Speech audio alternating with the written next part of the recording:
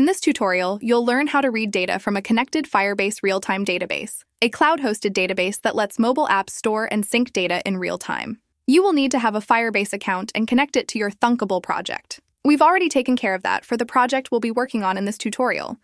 Within your Firebase console, you'll need to have built a real-time database from which to read data.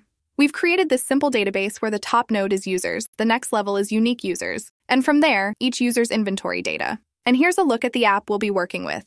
We've included each of the device item names and provided a label into which we can populate the inventory values of each.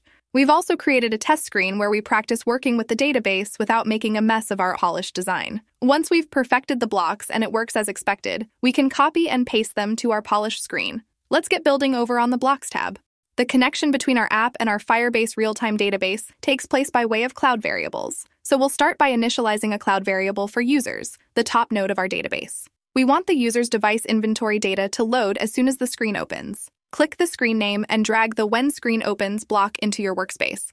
We want to populate the iOS device quantity label by reading the corresponding data from the database. Click Objects and connect the Generate JSON of Object block to the Set Labels Text2 block.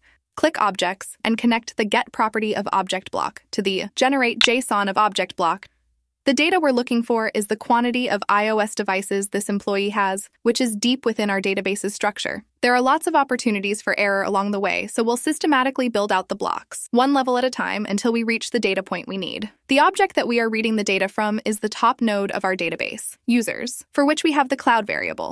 And the first property we want to get from that object is user1. When we test, we expect all of the data points associated with user1 to populate the field when the screen opens.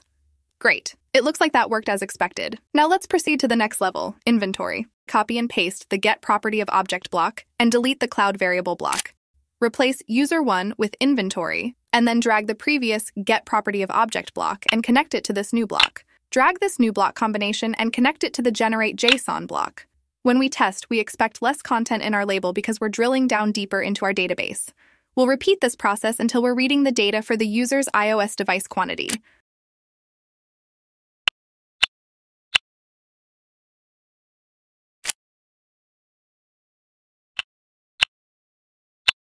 Let's test it.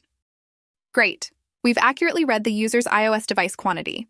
We use the Generate JSON of Object block to format the data stored in the object as a list we could display while testing. Now that we've drilled down to the correct node, we can delete this block. And now that we're confident it works, we'll copy the blocks and paste them into the Polished Screens Blocks workspace, ensuring we update the screen and label names as necessary.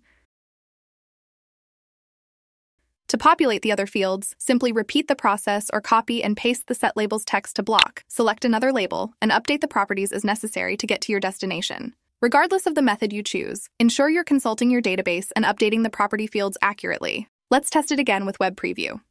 Excellent! We've read data from our Firebase real-time database and included it in our app. And what if there are changes to the values in the database? We expect our app to reflect these changes. Great, just as we intended. If you learned something new in this video, give it a like and make sure to subscribe to our channel for more great content. And remember, innovation should have no limits.